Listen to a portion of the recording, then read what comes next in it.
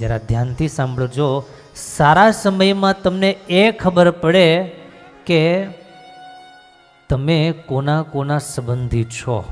એટલા બધા તમને ઇન્વિટેશન્સ કાર્ડ, પત્રિકા, ફોન, આગ્રહ, આમંત્રણ વગેરે બધું આવતું હોય, પણ એનાએ તમે જ હો અને સમય જ્યારે પરિવર્તિત થાય, સમય કરવટ બદલે અને ત્યારે તમને એ ખબર પડે કે તમારા કોણ કોણ સંબંધી છે.